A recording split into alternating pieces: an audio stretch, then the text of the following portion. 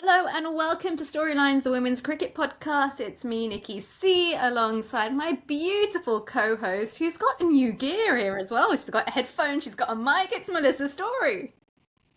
Hello, hello. I can confirm I did own headphones prior to this, but this is the first time I am not using my work headset. I'm actually using a microphone, so hopefully this sounds a little bit better and I look less like I work in a call centre slash scamming people for money. Yay! You used to look like that person. You know, there's that advert being like the fake scam call advert. I can't remember what it was, but there was always that lady. You always look like that with that little. It's a scam. It's a scam. So Melissa's no longer scamming us, so that's good to know. Let's not promise that. I still have many other schemes going on along the side. like, It's been a while. I feel like so much has happened in life since we've last been on a podcast. okay, give me your life summary. What's been the highlights of these last few weeks? Well, I got back from Hong Kong. I've also realized I had sprained my ankle without knowing how I've sprained my ankle. Decided to, Hang yeah, on, hang on. So we've had accident stories before on the podcast where what was it? You jumped out of the way of a tuk-tuk and ended up on the floor and you hurt yourself. So how in I assume Hong Kong did you hurt your ankle on this occasion? I don't know if I don't. It didn't happen in Hong Kong, okay? And I know this because basically, when I was out in India in September, I woke up one morning to go to work, and I was like, "Ooh, can't really put weight on my foot." But I thought it was just something that would just go off with time. Anyway, my trip to the Victoria Peak in Hong Kong really confirmed that my ankle was still in a very bad state. So I got back and I went to see a physio, and I was like, listen, I have no recollection of falling over or doing anything as stupid as I normally can do to break my ankle or to sprain my ankle. But then the physio told me you can do like a sprain without even knowing you've sprained it. And I was like, well, idiot points go to Nikki. So I went last week, got some treatment, but it's like 20-30% better and it's still not fully like, I don't know, I get up in the morning and I'm like, oh, I feel like an old lady. Can't put weight down on my ankles. So that's happened. And then downloaded Hinge again because I have nothing to do till 2026. And I realized that I have been played more times this year than a bowling machine. Oh goodness, I like that the two updates were injured myself again and then sought validation. I mean, if you'd like, I can just like text you a compliment in the mornings and before I go to bed to keep you off Remember that to demon text me. app. Oh no. Well, my life has been the autumn budget, which I've realised has made me sound like the most boring person in the like in the world because these last 3 4 weeks, anytime someone's been like, "Oh, what have you been up to?" I've been like, "It's just all about that autumn budget." Rachel Reeves, what's she gonna say? And actually, it was probably quite underwhelming, but we were working really, really hard and I was working some quite long hours and I was very tired and I look very tired. But I'm going on holiday tomorrow at about 3 a.m. to Gran Canaria, literally for 3 days because I'm out of annual leave. I only had one day left. I know, I mean, I'm probably spending more time on the plane than I am actually by the pool, but me and my sister booked the holiday and we got a little bit tipsy and found some flights really cheap, so we booked it. And then about a month later went, maybe we should book a place to sleep when we're there. Yeah, no, that would be a good idea. So, yeah, I don't know what else we're going to do. Apparently, you can ride camels there. And you know what? I've always wanted to ride a camel. Yeah, you Apparently, and I'm not a specialist on camels, so it could be that I want to know, is it a one hump camel or a two hump camel? And if it was a one hump camel, do you sit on the front of the hump and lean back on the hump, or do you sit behind the hump and kind of clutch hold of the hump? Because I'm assuming if it's a two hump camel, you lodge yourself between the humps. Well, whilst you decide if you want to be lodged between a hump or not, do you know what a camel looks like? Do you know what would call them Hey, that camels? sounds like your Hinge stories. So. You have no idea about my hinge story. I have decided that I am off to Calcutta for Christmas because I go see my grandma. And if you paid attention at school, you would have known that Mother Teresa is also from the city of Calcutta. And she has an open nunnery where you can go and put in applications. And after this year and my mishaps on this horrific app, which I consider suing on a daily basis, I think I might just go and do it. We've discussed this before, but Mother Nikki really has a better ring to it in 2026. I mean, as long as they allow us to keep sporadically doing the podcast, because I'd be really upset if I just brought a microphone and then you became a nun. Oh, God, I've got to send that back. Reason why you returned microphone. Friend became nun. Can only send her telegrams. I can send you a pigeon. Wouldn't that be cool? Do they have... I was about to say, do they have pigeons in Calcutta? But I feel like they have pigeons everywhere. I've never been to Calcutta. I can confirm. Oh, God. Right. A camel expert is called a cameleer. So, Oh. yeah. But I So think before I find a camel to ride, I need to find a cameleer. well, you just figure out which hump you want to sit on. It's just easier if you decide. I don't want to sit on a hump. I want to sit around a hump. I think sitting on a hump would be awful. And also, they're full of water. So, maybe it'd be like a waterbed, actually. Ooh. Wow, this is going to be a treat. I have to let people know. We need to speak about the Women's Premier League, Nikki, because it was the auction today, and there's been some big signings. There's been some players going unsold. Where do you want to start? Well, I want to give you the lowdowns here because I have been studying a little bit too much recently. Don't ask me why, but I'm really craving revision. So I made notes on today's WPL auction, and it looks like I'm about to go sit an A-level exam. But today's WPL auction, right, had a total of 277 players.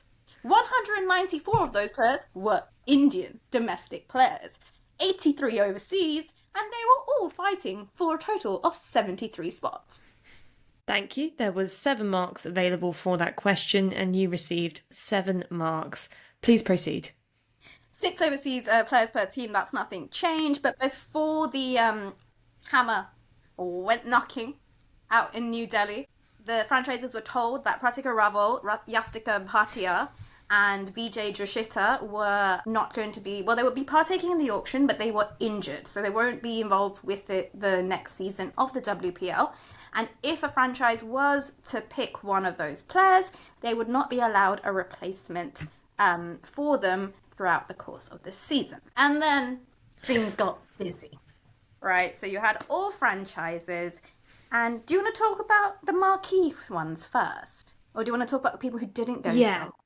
Marquee. Well, I reckon let's talk about marquee players, because these are the kind of names which these sides are realistically building their squads around. And I'd say particularly in terms of the batting side of things, where still in the women's game, I think this most recent World Cup showed that for the best sides, and obviously the Women's Premier League is the best players, there is an increase in depth batting. But I think generally the style of T20 and how teams go about batting, you do kind of like want that solid top 5 so that you can go on and get those bigger scores. Because realistically, if you're going to get a big score, it's because one of your top 5's gone on to get, a 70, 80, 90. So we have seen some huge marquee players retained/signed.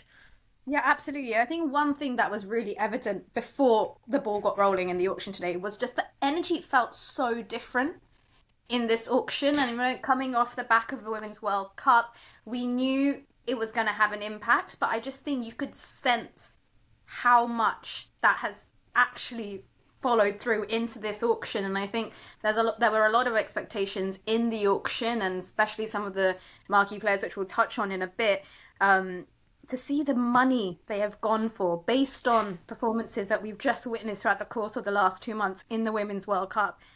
Really, really encouraging for the women's game. And I think it's just provided a massive shift in the mood for the entire sporting ecosystem as a whole. No, I would agree entirely. And exactly as you say, the World Cup being so recent. It's really had that shop window effect of, well, what players in form, and also I think what players adapted well to conditions, because it was a World Cup where we had so many different kind of surfaces on display. So again, particularly from a batting point of view, but I guess from bowling as well, of how to adapt to bowling on, let's say, those really high run scorers where we saw between India and Australia in not only the group stage but in the semi-final, of those bowlers who could actually be a bit more economical and exercise some control.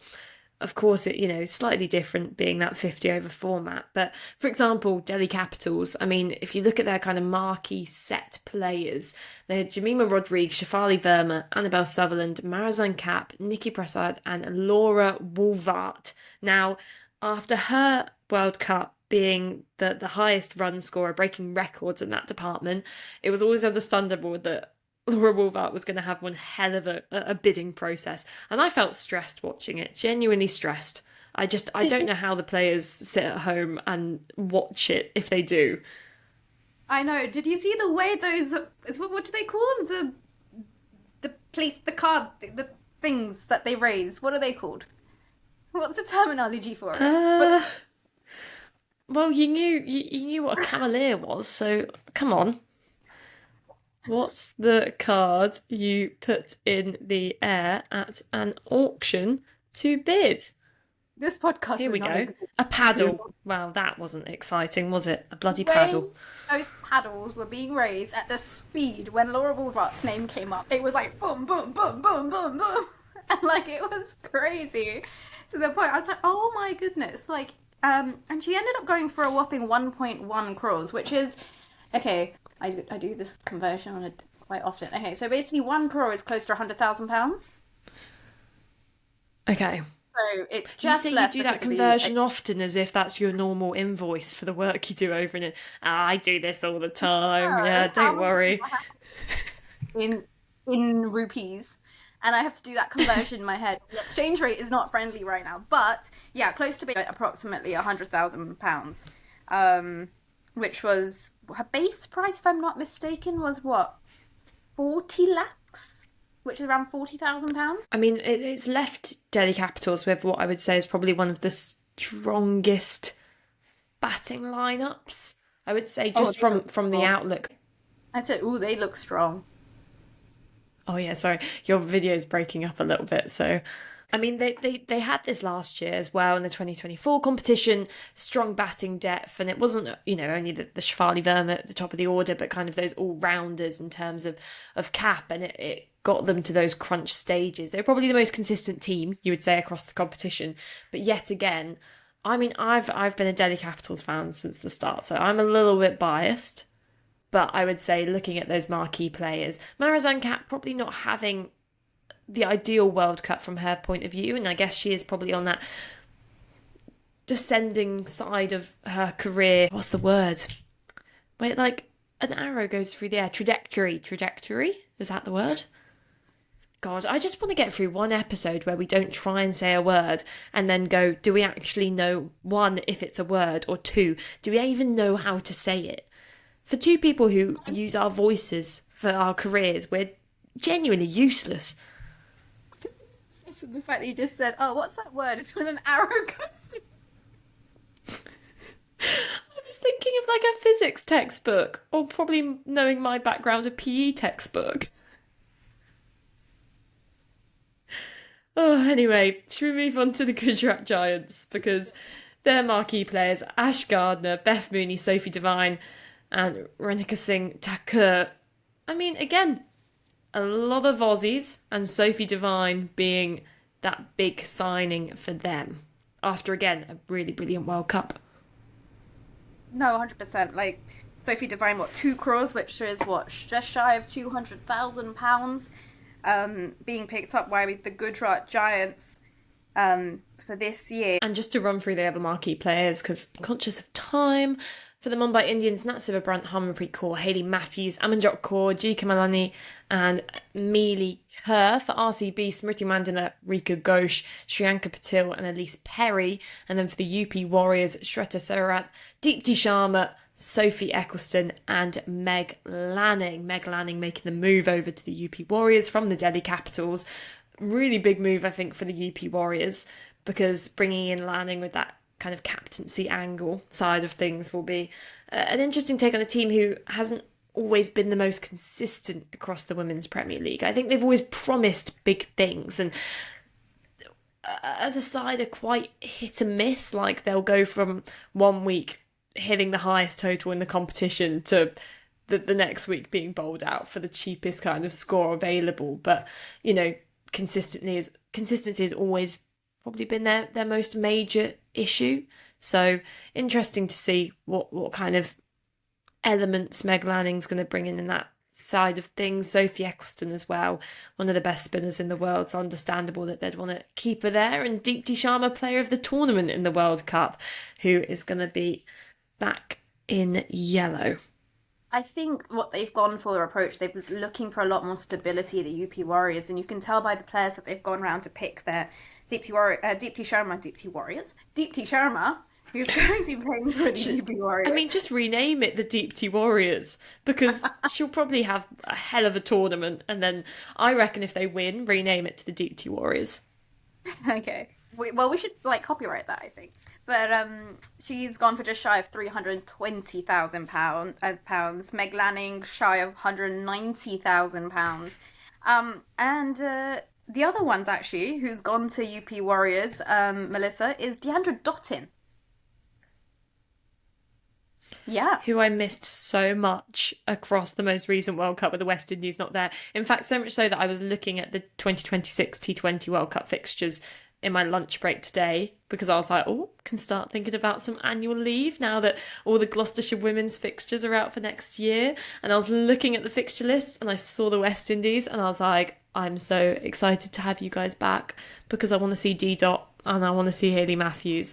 But I mean, she's a clutch player, isn't she? In the sense that, you know, it might be a bit hit and miss, but you are guaranteed one game where Deandra Dottin will win it for you single-handedly.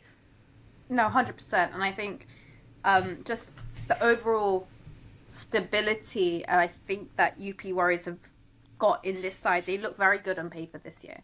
And like last year, they had those moments, like you mentioned, really good games, but they were followed by some absolute shockers, which you'd be quite confused with, right? Seeing a side play so well like that and then suddenly have an absolute dive down, which obviously when the tournament's, I'd say, only it's short in terms for a franchise league. It's a few weeks, three weeks of group games until you get into the playoffs. You don't really have time to do that. You've got to hit the ground running, and I think this year they've put themselves in a good position for that. And it starts next month, right?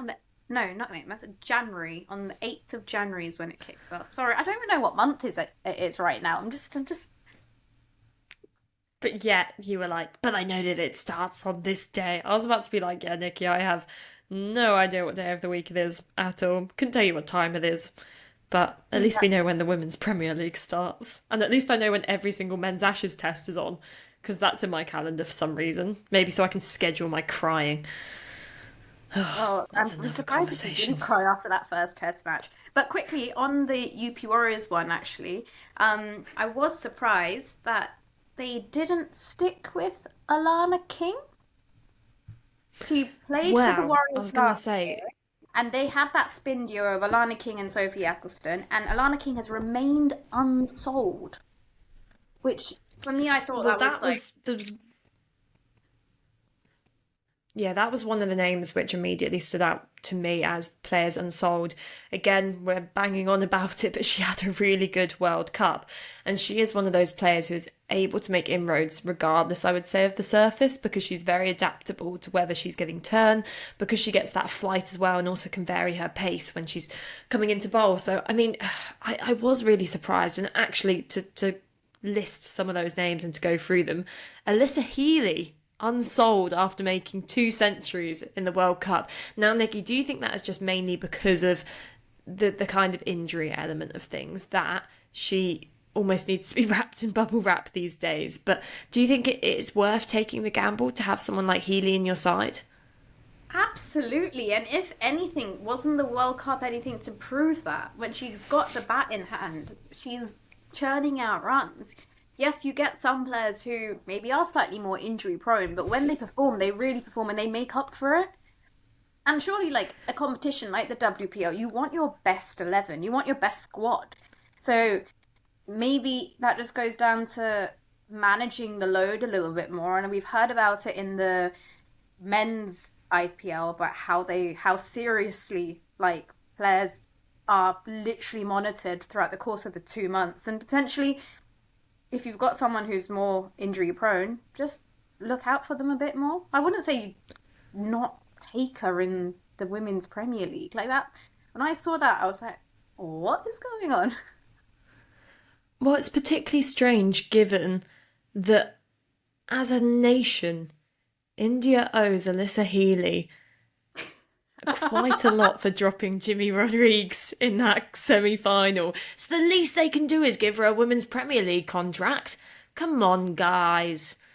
Ah, We're not what are they very like? generous, are Other we? players, no. God, rub it in. No Because, Christmas present this year. Australia doesn't have enough trophies back home. Other players who went unsold, Tasman Brits and Grace Harris, so two really big hitters of the game.